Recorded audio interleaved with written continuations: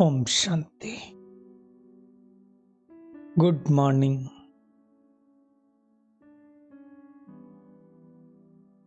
साकार मुरली 5 दिसंबर 2022।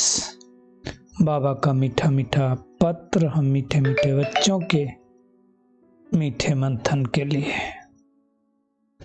मंथन शुरू करने से पहले ज्ञान सूर्य शिव बाबा की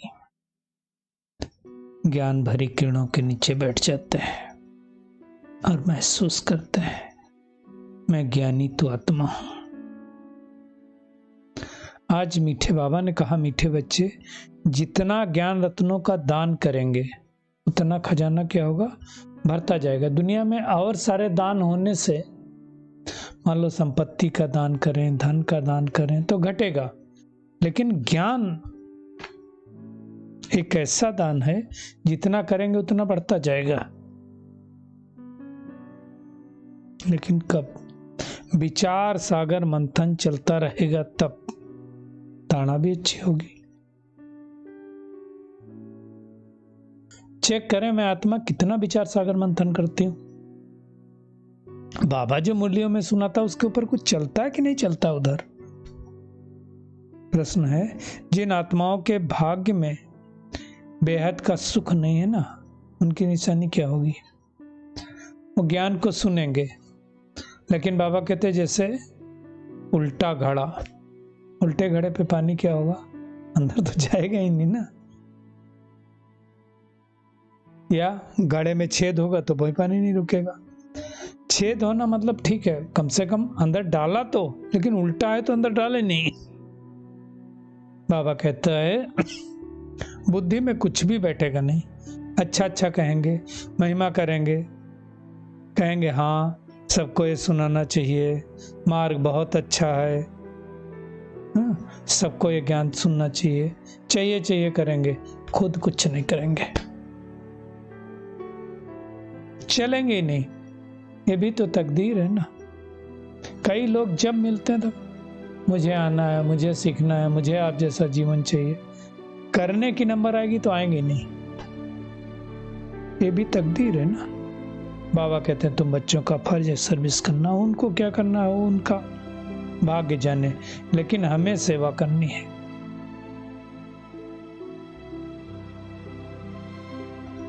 हजारों को सुनाते रहोगे तो एक दो निकलते हैं, प्रजा तो बनती है ना।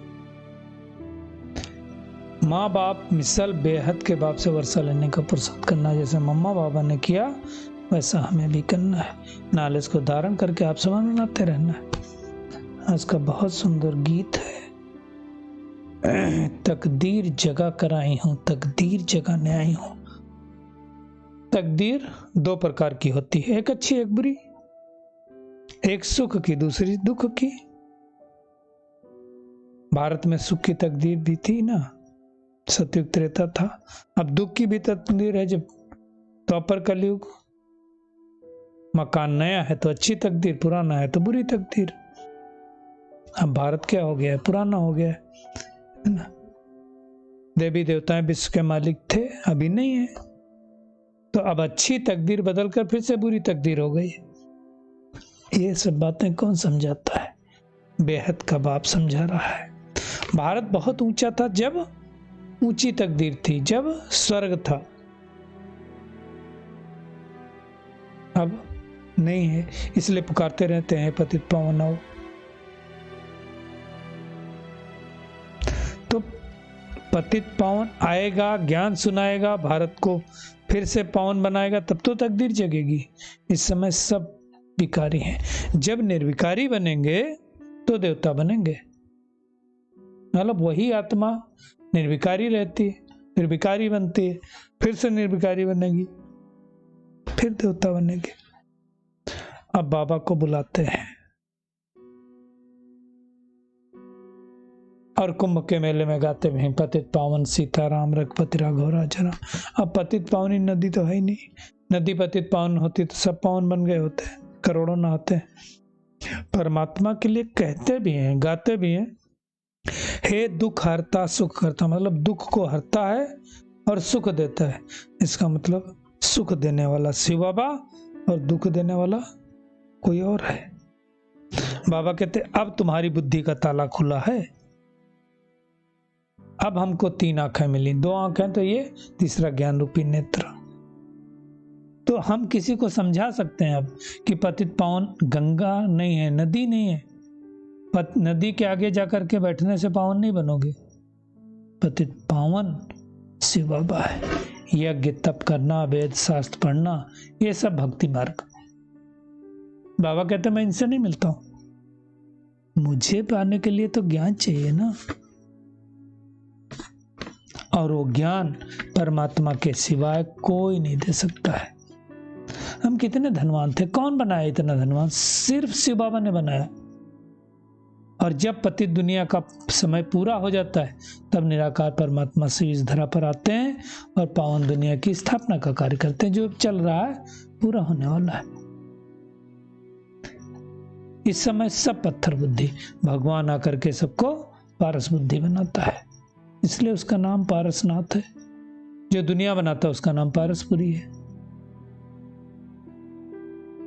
अब पवित्र बनने में ही तो ज्यादा हंगामा होता। कंस, जरासंधि, दुशासन, पूतना, सुपनखा, ये सब यहीं के हैं लोग। कोई शास्त्रों में इसे ज्ञान नहीं दिया है। तो बाबा कहते हैं पावन बनो अब, क्योंकि वापिस जाने का समय आ गया है। फिर से सतयुग आना है, तो सतयुग आने से पहले हम अपने विकर्मों को नष्ट करके तो जाएंगे। 2 ही तरीके हैं विकर्म नष्ट होने का, एक बाबा की याद से और दूसरा भोग के। कौन सा पसंद है हमें चेकिंग करना है। बाबा कहते देह का अभिमान छोड़ो, अपने को आत्मा समझो। आत्मा का क्या रूप है? गाते हैं आत्मा स्टार मुसल है, बिरकुटी के बीच में चमकती, और दूसरी तरफ से कहेंगे नाम रूप से न्यारा है। बाबा के लिए भी कहते हैं ना, नाम रूप से न्यारा है। अखंड ज्योति है तो बेअंत हो गया ना। जैसे आकाश का अंत नहीं माते, ऐसे भगवान का भी अंत नहीं है। समझने की बात हो, इतना सूक्ष्म है ना, इन आंखों से दिखता नहीं ना, इसलिए लोगों को जल्दी समझ में नहीं आता है। बाबा कहते हैं तुम्हें चिंतन करना चाहिए कि सबको कैसे भगवान का, परमात्मा का पैगाम मिले। वास्तव में मेला सच्चा सच्चा है आत्माओं और परमात्माओं का। तो एक ठहरा परमात्मा, अब उसको सर्वव्यापी कह दिया तो सब गड़बड़, कहीं हिसाब तो बैठते नहीं। तो अब बाबा कहते तुम्हारी बुद्धि में सारा ज्ञान भरा हुआ है, चेक करें क्या भरा हुआ है। बाबा तो कह रहा है भरा है कि नहीं भरा, वो चेक करना है। जीवन मुक्ति भी सेकंड की बात है। निश्चय हुआ, पुरुषार्थ करने लगा तो जीवन मुक्त। दिन प्रतिदिन बाबा कितना अच्छा समझाया है। बाबा ने भी समझाया कि हम 84 जन्म कैसे लेते हैं। सारा कुछ बाबा ने हमें क्लियर किया हुआ है। नशा रहना चाहिए। नशा किसको रहेगा? जो सर्विस पर तत्पर रहते हैं उनको नशा रहेगा, सबको नशा नहीं रहेगा। महारथी कौन है? जो दूसरों को आप समान बनाए, नॉलेज धारण करके नॉलेज धारण करवाएं, वो महारथी। फिर उनको पद भी तो वैसे मिलेगा ना। लेकिन समझेंगे कोटों में कोई, क्योंकि देवी देवता का सैंपलिंग लग रहा है ना, सब आत्माएं तो नहीं आएंगी।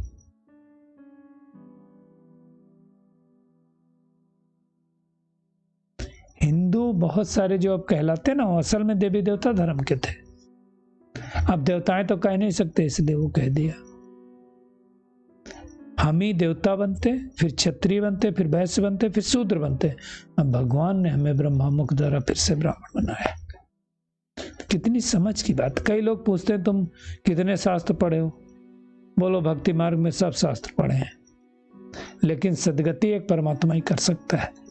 क्योंकि बाबा ने क्या किया, हमें इन शास्त्रों का भी सार से अच्छी तरह से समझा दिया है। तो अब हमारा यही चिंतन चलना चाहिए कि हम रावण के वर्षे को क्यों हाथ लगाएं, क्यों ना ऐसा मीठा बन करके सर्वगुण संपन्न बन जाए। राजयोग है ना, नर से नारायण बनने का योग, राजाई पाने का योग, और ये परमात्मा आकर के संगम युग पर ही सिखलाते हैं। तो अब मुख्य बात है, बाबा कहते हैं मुझे याद करो। तो विश्व का मालिक बनेंगे। बाबा ने कहा तुम अंतिम जन्म पवित्र बनो तो मैं गारंटी करता हूं तुमको विश्व का मालिक बनाऊंगा। इतनी बड़ी गारंटी दुनिया में कोई थोड़ी ले सकता है। तो हमें सर्विस का शौक रखना है। तो आज का होमवर्क क्या है? एक तो विचार सागर मंथन करना है, कैसे दूसरों को ज्ञान रत्नों का दान दें उसका चिंतन करना है। बाबा से पूरा वर्षा लेने के लिए अति मीठा सर्वगुण संपन्न बनना है। रावण के वर्षे को छूना भी नहीं, हाथ भी नहीं लगाना है। नॉलेज को धारण कर रूहानी नशे में सर्विस करनी है। बेहद का सुख पाने के लिए बाबा की हर राय को मानकर उस पर चलना है। बाबा का वरदान है अटेंशन की विधि द्वारा माया की छाया से स्वयं को सेफ रखने वाले हलचल में अचल भाव। बाबा कहते हैं ना, वर्तमान समय प्रकृति की तमोगुणी शक्ति, माया की सूक्ष्म रायल समझदारी की शक्ति अपना कार्य तीव्र गति से कर रही है। तमोगुणी शक्ति भी काम कर रही है, माया की सूक्ष्म रायल समझदारी की शक्ति भी काम कर रही है। प्रकृति के भी विकराल रूप हमको दिखाई दे रहे हैं। बाबा कहते हैं लेकिन माया के अति सूक्ष्म स्वरूप को जानने में धोखा खा लेते हैं, क्योंकि माया वैसे रूप रख करके आती है, रंग को राइट अनुभव करा देती है। महसूसता की शक्ति समाप्त हो जाती। थोड़े दिन पहले बाबा की मूर्ति चली थी ना, महसूसता की शक्ति झूठ को सच सिद्ध करने में होशियार बना देती। इसलिए बाबा ने कहा अटेंशन शब्द को अंडरलाइन कर माया की छाया से स्वयं को सेव करो। हर वक्त अटेंशन रखेंगे तब माया की छाया से बचेंगे, अचल अडोल होंगे। स्लोगन है हर संकल्प में उमंग उत्साह हो तो संकल्पों की सिद्धि हुई पड़ी है। चलिए परमात्मा किरणों के नीचे बैठ जाते हैं और अनुभव करते हैं। मैं हलचल में भी अचल रहने वाली, माया की छाया से स्वयं को सेफ रखने वाली कोटों में कोई आत्मा हूं। बाबा से पूर्ण वर्षा लेने वाली अति मीठी सर्वगुण संपन्न आत्मा हूं।